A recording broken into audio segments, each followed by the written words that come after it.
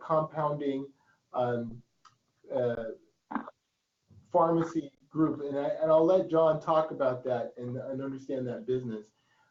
In pain management, from my perspective, it's almost indispensable. The idea of having a compounded pharmacy, and we have many in the region. I've worked tremendously with them because of the fact that they offer an incredible service, and it offers unique, customized therapies for specific problems. And what I think about that is that oftentimes people are paying out of pocket for different types of medical care, whether it be acupuncture, joining a gym, nutrition consult, other things, chiropractic work that isn't covered by insurance. So cash pay business, largely in medicine, it's $1 billion industry, but yet when it comes down to insurance and patients asking us, there's a lot of hemming and hawing, hand-wringing and perseverating at times. When it comes to spending money specifically on compounded therapies, I would tell you it's money well spent and can be very helpful as an adjunct or primary therapy for many issues. So lucky to have John speak about his business, the philosophy and applications of compounded therapy, and lucky to have him. So thank you very much. Thank you. I appreciate it, Dr. Faulkner. Thank you very much. I'll step aside briefly and I'll come right back in for a little session. All right. So my name's John Richards. I'm a doctor of pharmacy, graduated in 1991 from University of Pacific School of Pharmacy, and have owned a compounding pharmacy for the last 18 to 20 years. Our compounding pharmacy has been in business since 1959. As far as the disclosure part of this goes, I'm not paid for any of this. I do own a pharmacy that is a compounding pharmacy, so if compound prescriptions are written and we fill them, then I do profit from that. But other than that, there's no profit from us sharing knowledge or anything like that. So kind of, we all know the challenges of oral medications when it comes to pain and pain control. What I'm here today is not to teach you guys obviously about pain control. You are the experts there, but to kind of provide a therapeutic option for you. And with that is compounding. Specifically with the compounding, it's transdermal applications of product. So for those of you that don't know kind of compounding or what it is basically compounding is just, we take a prescription as an order from a practitioner, and then we take and make a very specific medication based on that prescription, usually using bulk chemical. And we have things that are available to us like transdermal bases, which we'll be talking about, and things of this nature. So we're able to have these bases, have some of them have 4 and 5 active pharmaceutical ingredients in them. That way you can kind of try to hit a lot of different things at once. So the challenges of oral pain medications, I mean, you guys know it better than I do. You know, non-compliance, abuse and addiction, any of those issues that we're all seeing.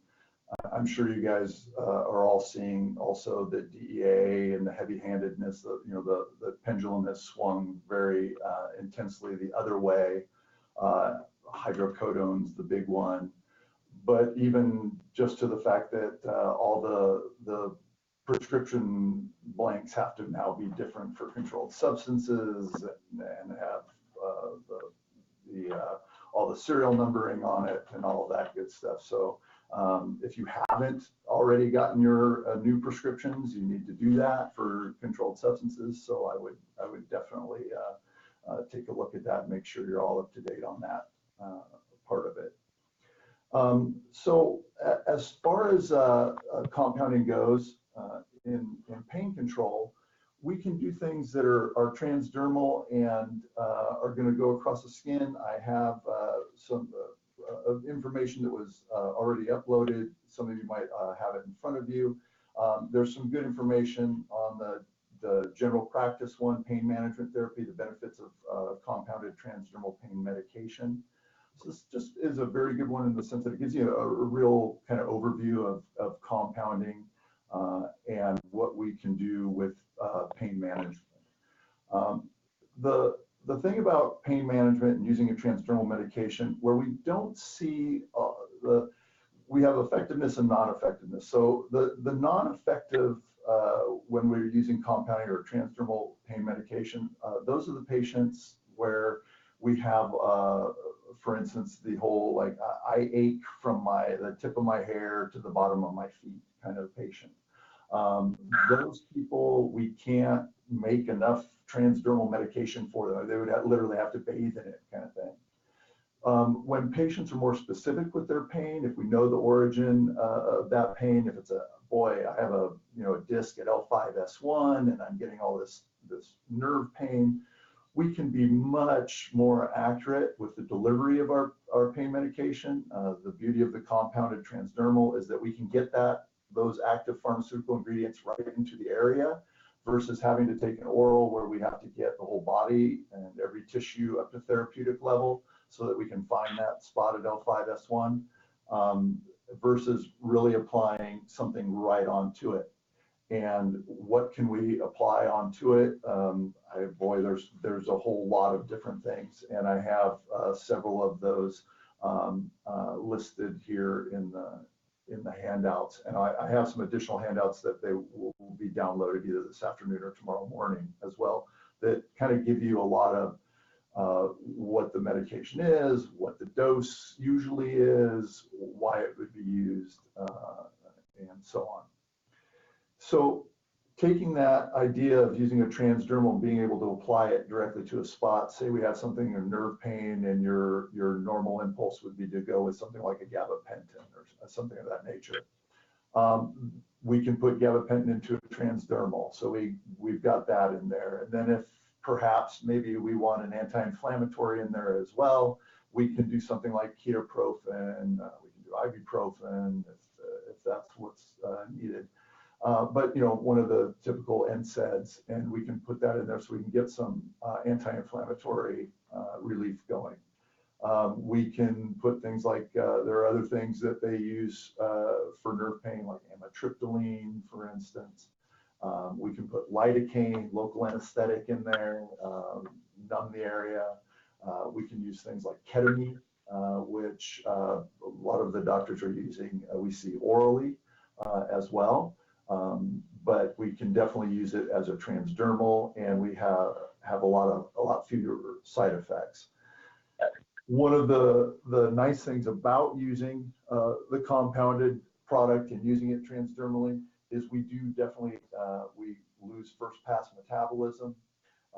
We lose a lot of the side effects. For instance, the NSAIDs, we're not taking them orally, so the chance of getting stomach ulceration over long periods of time, long usage, really doesn't occur.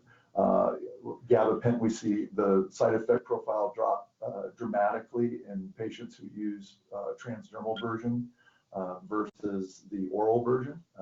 We're not seeing nearly as many of the side effects associated with all the weird dreams and feel very spacey and out of it, and all these these ways people describe how they feel on oral gabapentin when especially if they're taking any sort of high dose of gabapentin.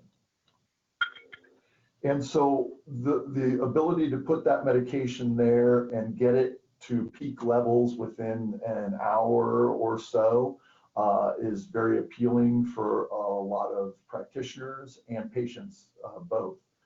We do see that it seems like the patients are pretty good at staying with the compliance of using the medication, using a small amount a couple of times a day. And like I said, we see peak concentrations within an hour or so after application of the medication. But that varies in the sense that everybody's different. So their skin will be thicker, thinner. If this is directly after an accident or a surgery, do we have an open wound, closed skin, you know, that type of thing. So those can all kind of vary it a little bit as far as the absorption rate, time to therapeutic level. But that hour and a half kind of stands true for most patients.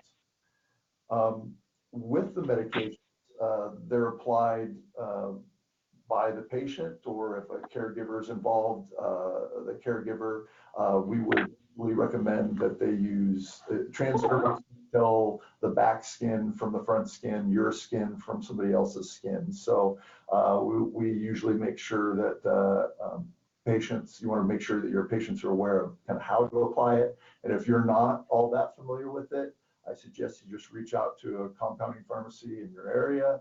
They'll be more than happy to work with you.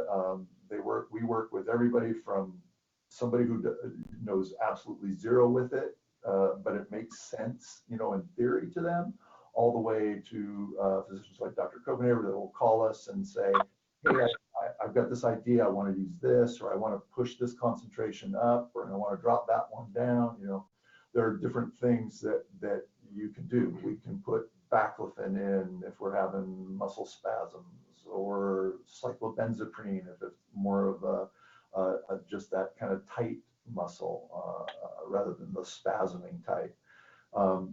And we just don't see the side effect profile that we see with the orals, and that's a nice thing when you have a life to live. We always talk with our patients. We try to make them realize that this isn't going to take you from a 7 on the pain scale to a 0. That just is kind of unrealistic, and we don't want them to feel that this isn't working at all because it didn't drop them to, you know, a pain-free situation.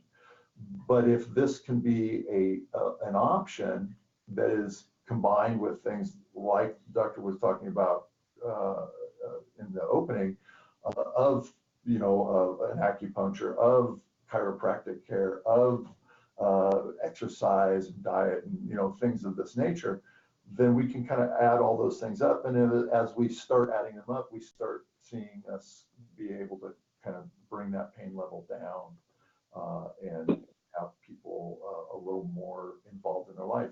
As you guys well know, we can make people kind of pain-free if we want to put them into a coma and just let them, you know, vegetate. But we're looking for that balance of quality of life with pain control. A lot of these people, when they're coming to us originally, are on high dose. A lot of them are on narcotics that they're trying to get away from. They can't drive. They you know, have inability to do a lot of the stuff for themselves on a daily basis. And so this can kind of help out with those patients, and you know, kind of go from there. There are a lot of things that we can remove from products. So compounding come in very nicely there. I have a couple of doctors that are very much like the hydrocodone acetaminophen synergy product, but they just don't want as much Tylenol that might come with a, you know, the old Vicodin at 500. And they worry about patients maybe taking their own Tylenol on top of that. So we can make medications, even if we want to stay in the oral realm, of having a hydrocodone at 5 or 10 milligrams per capsule and a lower dose acetaminophen, so that, you know, if we have liver issues and things of that nature going on. Muscle relaxants and things of that nature. As I said, we can get those all into the products and into the space, and we don't see a whole lot of the side effects, the drowsiness that comes with those. The Flexeril is one that I know I've taken with my bad back, and you know, have had, I mean, just out for 4 or 5 hours asleep. And I used one that was transdermally, and I really didn't notice any of that type of side effect happening with me. It's not to say that it won't happen with anybody, but we definitely don't see it nearly as much. So, a lot of times people ask about references, clinical studies. A lot of the clinical studies are small, so we don't hear about them all the time. But there are, and I've included quite a bit of information about studies, but if you want more information about that, you can always reach out, and either through the clinic here or to myself directly. I'm more than happy to give you all the information that I can in regards to studies. And you can, if we need to pinpoint something, whether it be a certain drug or a certain type of pain that we're going after, we can absolutely do the research for you.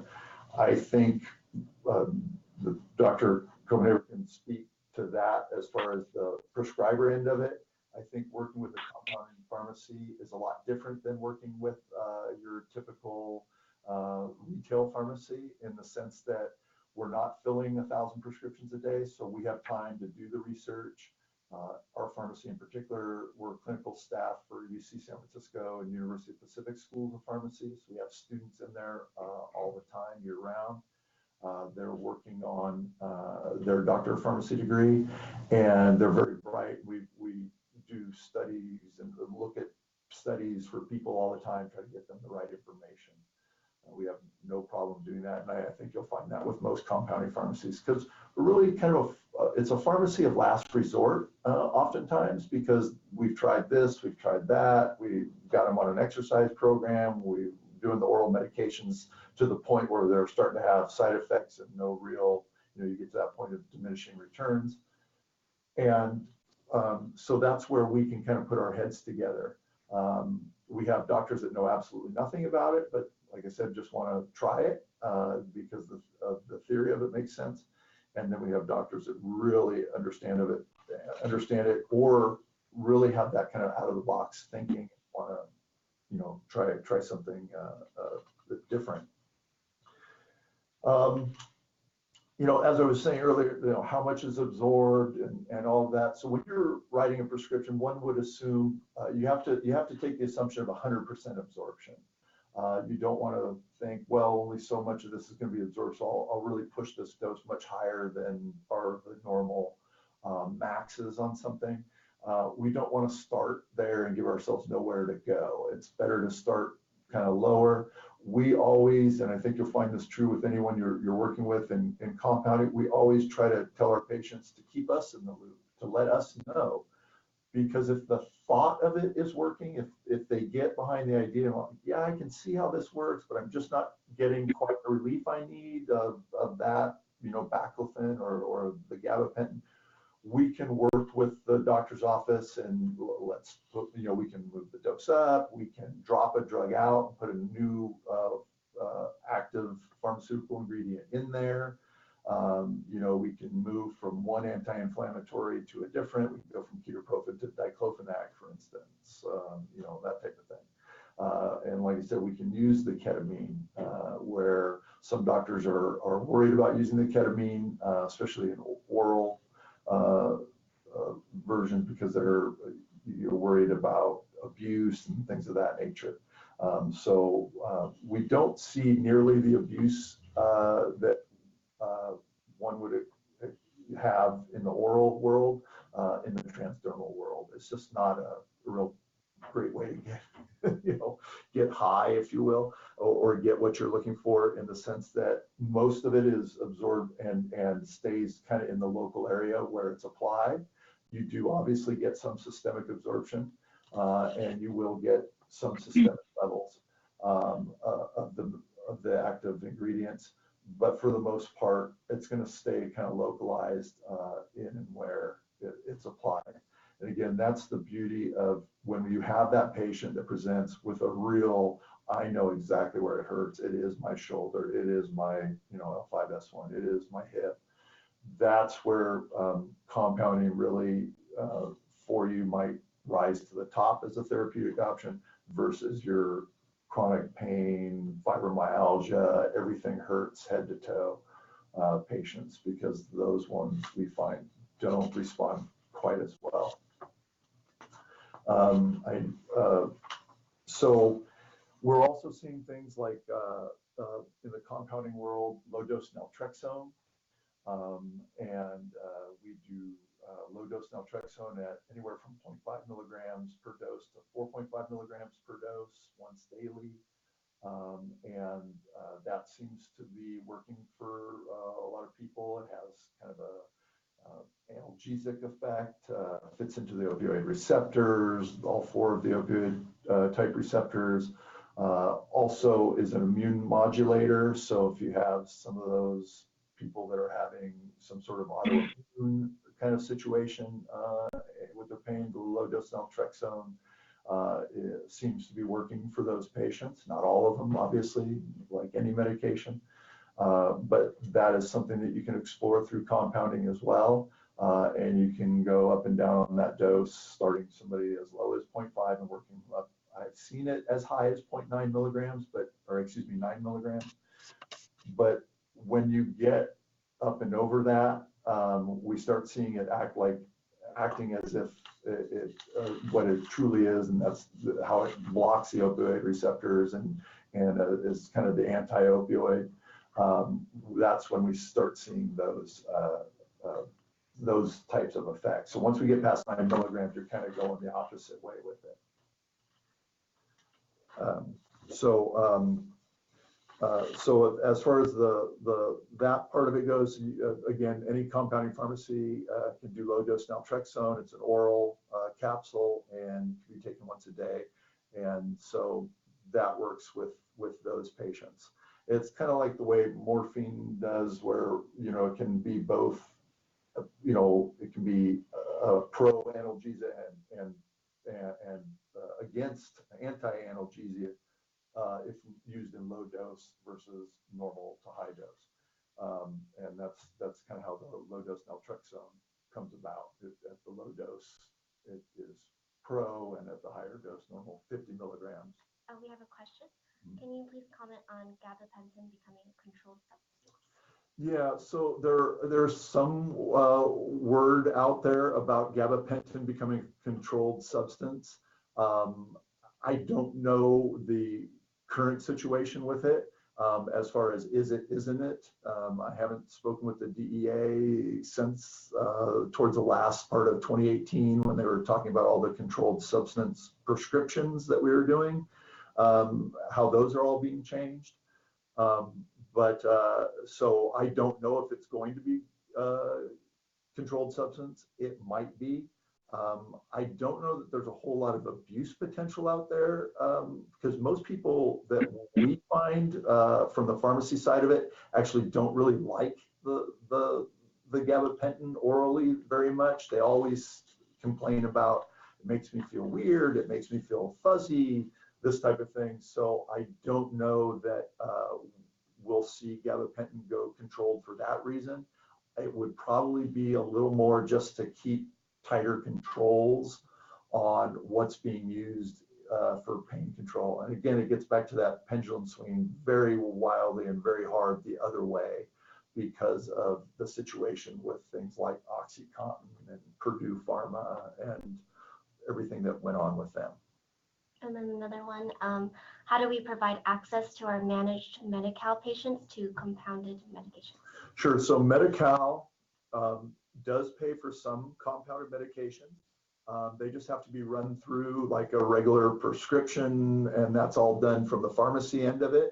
Sometimes you'll get asked to provide information for a TAR, which is the treatment authorization request that Medi-Cal uses. Medi-Cal, since they've split up and gone to this geographic managed care, things like in this area, River City, Golden Shores, it used to be Molina Medi-Cal, Anthem Blue Cross Medi-Cal.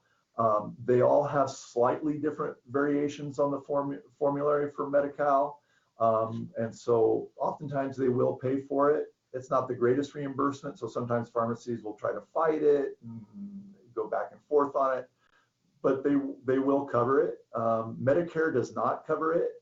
So for your patients on Medicare gets to write their own laws, and they wrote bulk chemical out of Medicare Part D the second year of Medicare Part D because they didn't like the idea of paying for things that they couldn't get kickbacks on, and the reimbursement was higher than it was for a lot of their normal drugs.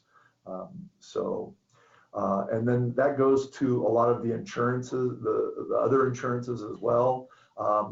Oftentimes they have already dropped compounding by this time because there were a lot of, unfortunately, in the Midwest, there were a lot of pharmacies that were taking advantage of a loophole that allowed them to bill phenomenal rates. I mean, in the tens of thousands of dollars for one prescription. And so some of you might have an experience with compounding, and it might have been via one of these compounding pharmacies that just did pain control. They had national reps going out to hospitals. I mean, they were just churning, they were printing money. I mean, literally. We had pharmacies that were, I say the compounding world had pharmacies that were making $1 million a week.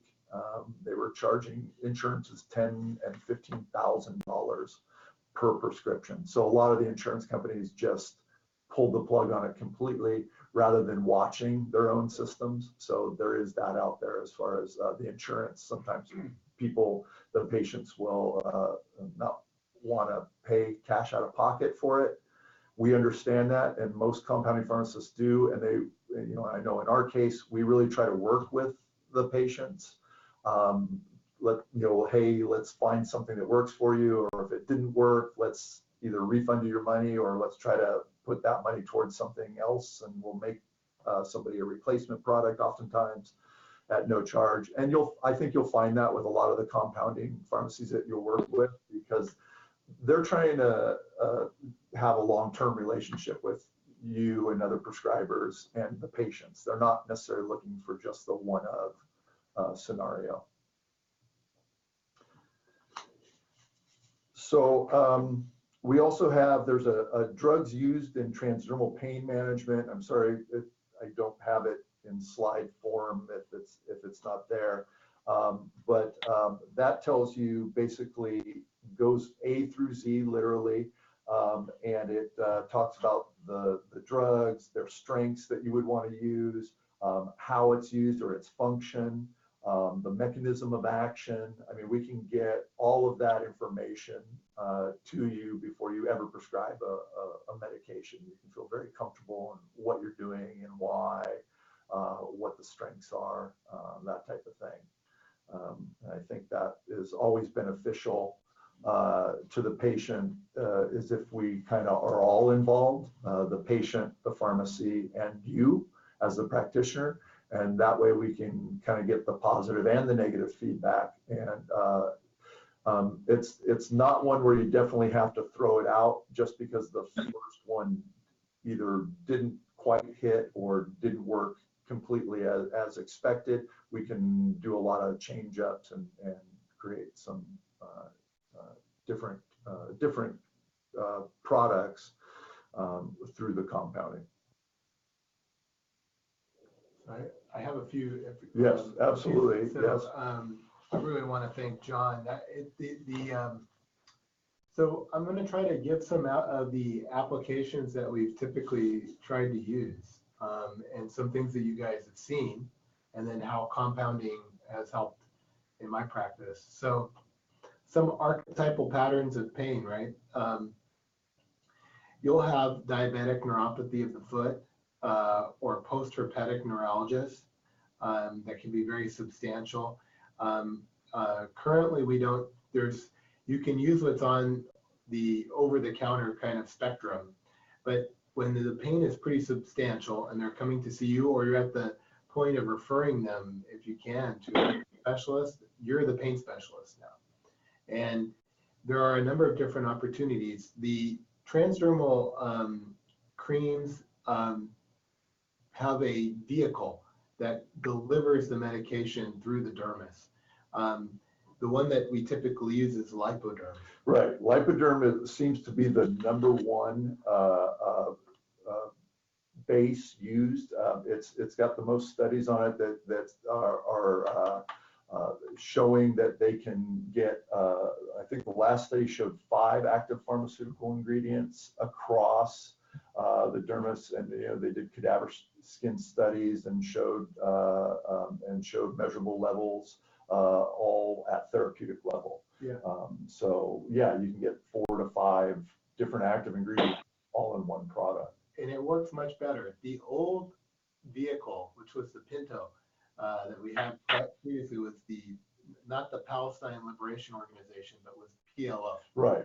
And, Yes. And that product, I guess, is still out there. It's still out there and still used, but if anybody is suggesting that, oh, hey, we can do this in PLO, you would want to get away from that. That's kind of old therapy. It's the original pluronic lecithin organogel, and it was very sticky, tacky. People didn't, it was very much not a pharmaceutically elegant product.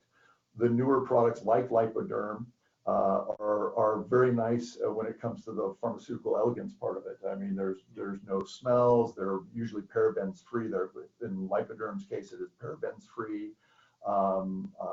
No colors, so we can get, it's very much a hypoallergenic type base, but there's always that 1 or 2 people that might have problems with it. But for the most part, we find it to be very agreeable for most patients putting it on. So we got the vehicle, we're going to drive it through the dermis, and then we're picking which agents we're going to use based on the pathology, right? But there's something called DMSO. Correct.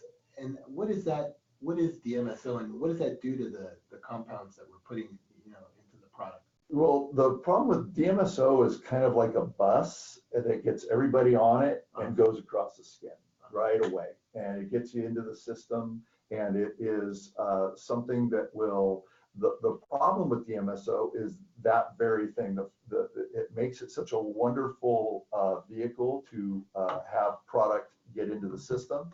The problem is if you were out and you happen to be working in your garden and you got some sort of weed killer on your hands and you didn't really realize it, you go in to put on your medication and you use it, it's taking everything with it. Whereas the Lipoderm has to have it put into it, mixed into it, and much more. So if you do have something on your arm or hand, it's not necessarily going to drive it all. Where DMSO is almost as 100% of the time going to take anything and everything with it. So you have to be really careful when you're using DMSO. And oftentimes folks will have allergy even to the DMSO itself. So you may have a skin reaction, and that's usually the first thing you kind of remove, typically. Right. Yes. So back to that diabetic neuropathy patient, you can actually compound gabapentin into the cream, as John mentioned, tricyclic antidepressants. Local anesthetics, you can use bupivacaine, tetracaine, lidocaine, sure. Longer acting local anesthetics, which can be pretty profound. The cream itself, typically, and you've educated me tremendously on, the total percentage that can be offered in terms of products you can put into the cream is around 30%. Right. Yes. So on the market, I think the typical lidocaine cream is around 5%. 2 to 5%. 2 to 5. Right. We've gone as high as 10% with local anesthetics. And let me tell you, that's pretty profoundly numbing. And it can be very helpful for the person that has that particular problem. The use of the percentages can allow you to kind of equate, for example, diclofenac as an anti-inflammatory, I think comes in a diclofenac gel that's available in mass for prescription, that's around 1%. Yes. And we're able to make it much more macho. It's kind of the old Burt Reynolds, Tom Selleck, maybe the Ted Danson. It's about maybe 8% or more. 8% though I think is probably, and you get a pretty substantial amount of analgesia with a higher dose. Now here's really what's interesting. You can offer that cream. Now we're talking about local anesthetic and an anti-inflammatory, something so simple as that. And when they go to physical therapy, How many people have heard of iontophoresis? That's somebody, right? Iontophoresis, using the power of kind of electricity, essentially, to drive products through the dermis even faster, but while doing the exercise, or using ultrasound. For some patients, combining both therapies with others that we've learned in the program, this can be incredible and help reduce and taper opioid therapy. And we've demonstrated that, many times. Is using local anesthetics, baclofen, like it's a GABA B channel derivative in terms of where its site of action is. Local anesthetics, of course, it's sodium channels.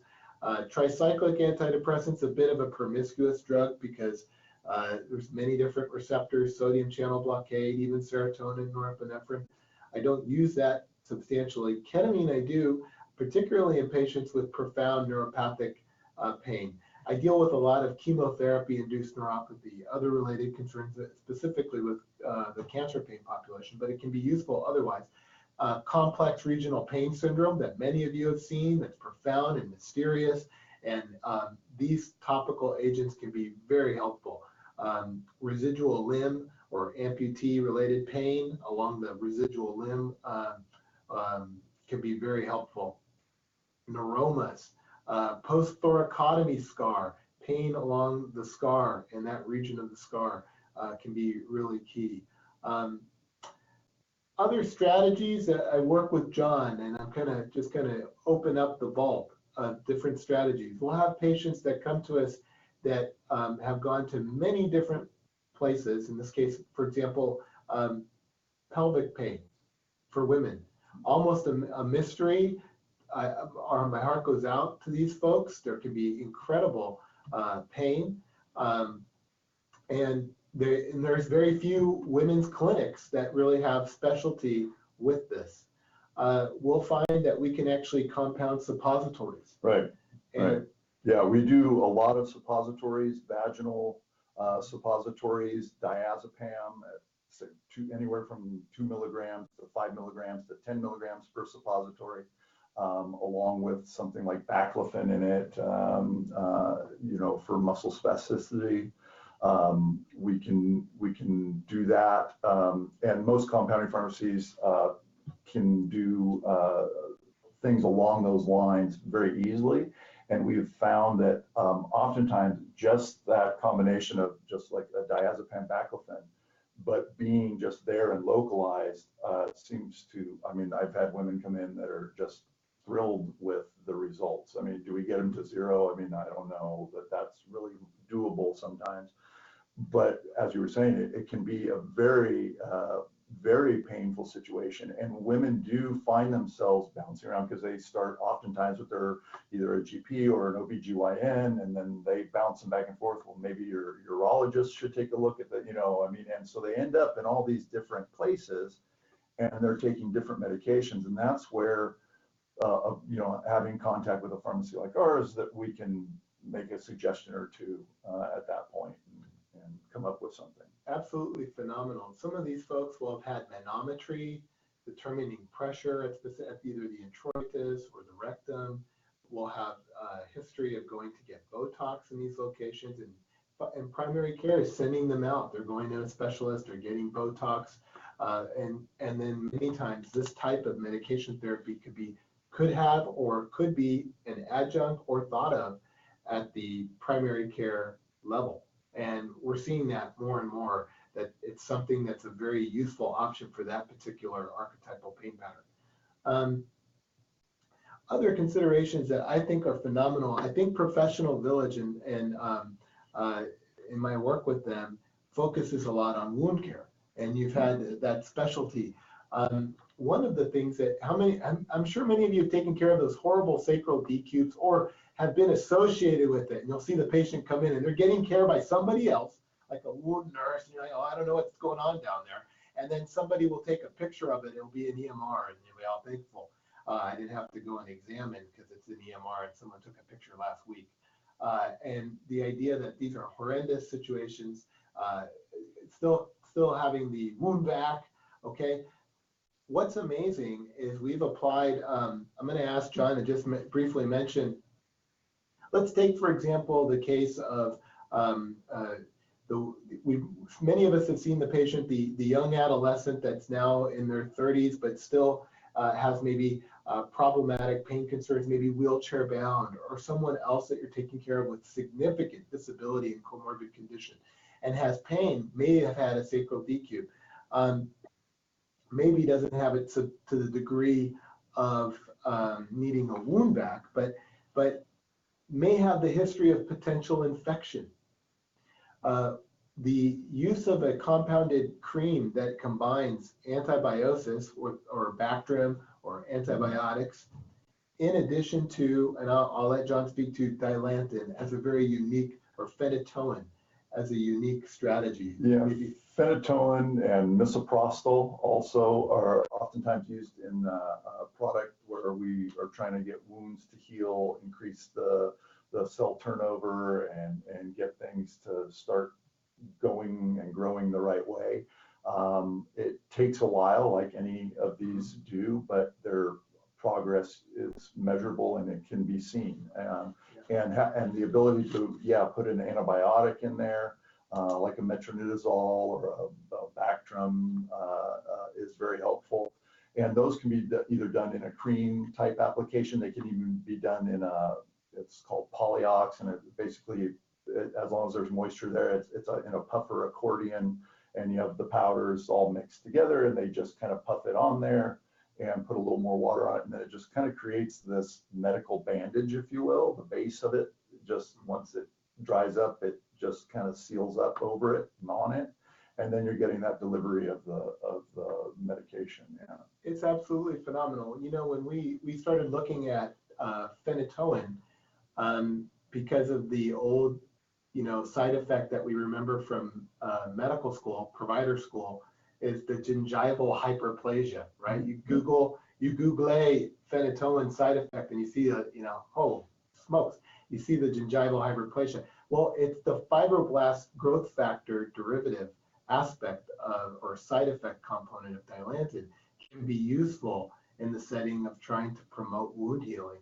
And as a advocate, I've seen it firsthand here with tremendous results, that typically wounds that were not healing, very profound low albumin, sick individuals, chronic illness, it's been helpful. Similarly, besides the transvaginal rectal routes for suppositories, there is for oral lesions, and many times if we have a patient that has a head and neck concern or oral lesion, these are mysterious. Even at the, I'm in an academic center, and people will send folks to me with this, and we've been working on, I can mention just two other thoughts. The polyox powder is really a unique component, as well as Mucilox. Mm-hmm. And if you could maybe mention, and you mentioned polyox being this powder that can be impregnated with these medications, and then water or moisture as an application to help it kind of mold gel to the area. Yeah. A little bit about Mucilox. Yeah, so Mucilox is a base, it's a proprietary base that's made by a company, but basically it's kind of almost, it's a liquid, but just on the verge of not being, and we can get product into it, and then it can be applied orally or really to any sort of mucosa, whether it be oral, vaginal, and it has a tendency to just kind of glom on and stay there and deliver the dose. So it can be very nice. Vaginally, it can be used pretty well, but oral, we do see it used more and more, and oral is a good mention, in the sense that we see everybody from if they're having head and neck radiation or these types of things going on, where we going from all the way from the basic magic mouthwash, and that's compounded now because they just changed the definition of what a compound is. And so most pharmacies, even local ones where you were just doing some lidocaine and a little bit of Benadryl and some Maalox, they can't do that anymore and they stop. So if you have people that have all the oral lesions and that type of thing, the magic mouthwashes can be a really effective, kind of low cost, older fashioned product, if you will, but works really well. And then you can go all the way to the kind of higher end version, which is something in Mucilox, which is staying on that lesion, delivering the medication and getting it in.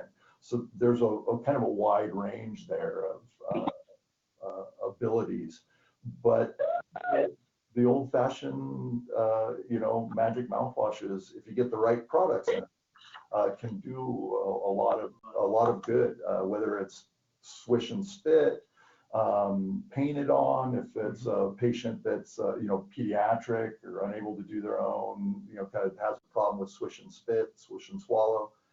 We like to, if it's going to be swish and spit or swish and swallow, you got to talk to your patients about lidocaine. If you're going to put lidocaine in, we use that gag reflex. Be careful with eating, that type of thing. We don't want to aspirate, but if you have issues where it's going down the esophagus, we gotta kind of swallow at that point. So we have to take that lidocaine, ingest it. You have to be careful with that. But that said, it can be very, very nice for something pretty simple, cost effective to the patient. Very nice. I could go on and on with these applications. There's at professional that we've ordered from other folks is hard candy. And hard candy is the idea of creating lollipops, pre-medicated lollipops. We've been in search of someone to medicate chewing gum. We haven't figured that out yet, that would be but that would be amazing. And if you ever want to work with me with that, I would be incredibly, that would be on bended knee. Medicated chewing gum, if you can imagine. Lollipops that are used with bupivacaine. We have a couple questions. We'll come to those. Oh, wait, sorry. Please mute your phone. Press *6 to mute your phone. Thank you. Okay. So the lollipops can be used in the mouth for oral lesions. Imagine the facial pain, dental concerns that patients will have. You can compound these, and these can be incredibly beneficial. You can change the shape of the lollipop to whatever shape accommodates the mouth best. And that's a unique strategy as well. Two other things that I was going to mention. So give you an example of archetypal pain patterns that do well with a compounded therapy. Trigeminal neuralgia, facial pain. Oddly, a study was done by David Yeomans over at Stanford, and it originally described disruption to the trigeminal nerve. When assessing the trigeminal nerve in rat models, found that oxytocin, not Oxycontin, oxytocin, the hormone that was typecasted, almost like David Carradine in Kung Fu, oxytocin was typecasted in the labor and delivery movie. It's like only supposed to be on the uterus. No one expects it anywhere else. Well, the oxytocin receptor, in response to injury at the trigeminal nerve, there's an upregulation of a poppy field of oxytocin receptors over the surface of the trigeminal nerve. Of course, this spawned the development of a company, right, in good capitalistic fashion, that developed a company called Trigemina, and a compounding pharmacy was involved. And Peter Koshland in San Francisco has a compounding pharmacy called Koshland Pharmacies. And the idea was developing oxytocin as a nasal delivery through the cribriform plate to the brain to treat facial pain. And that's in phase 3. Actually, they wanted a broader indication for migraine because it works on dural afferents and other things, and talk about the pathophysiology. But the idea that oxytocin in and of itself is a nasal spray for intractable, very problematic facial pain, and its success in certain individuals is promising, and it's a compounded therapy.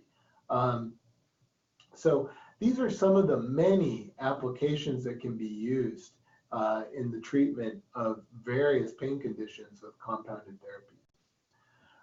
Did we miss some questions, Christy? Are there any out there? Oh, it says, I think this is from Deanna. Curious to hear about your thoughts about the recent study in the Annals of Compounded Meds. Conclusion, compounded pain creams were not better than placebo, and their higher costs compared with approved compounds should curtail use. I'll answer this and then maybe John, because I find this very interesting, because the commentary about placebo, nocebo, how high is the placebo response? 37%. Some have argued even higher. We could argue that largely a large majority of the therapies in allopathic medicine are problematic. What I would say is when we look at who we're treating and being specific with the diagnosis, the problem with many pain studies, the p-value on success or no success is based on the VAS score, the pain score. And as a researcher, I can tell you, there's a difference in terms of the statistical significance from a 4 to a 6 and a 6 to an 8 and a 4 to a 2. But when you ask a patient today what their pain is, and it's a 6 today, but it's a 5 or a 4, it's unclear. And when we take the outcomes from the studies, unfortunately, we're left with problematic data going in and problematic information coming out. And this comes to many of our therapies, from interventional, procedural, even spine surgery. So what I find is that each one of the interventions largely has utility, but it's the sophistication comes in the details as to how we as a group diagnose what we're treating and where we find it works in the treatment armamentarium. The problem with most interventions in pain is they're ubiquitously applied to many, many patients. It's kind of like opioids. One size fits everybody. And unfortunately, that strategy has led to poor statistical response for many other pain therapies. So I do agree that there's probably data that is problematic, but I think that compounded therapy is very helpful for specific circumstances. I would agree, and then the specific circumstances, and that's where we see that. I will be the first to tell you that it's absolutely not for every pain patient.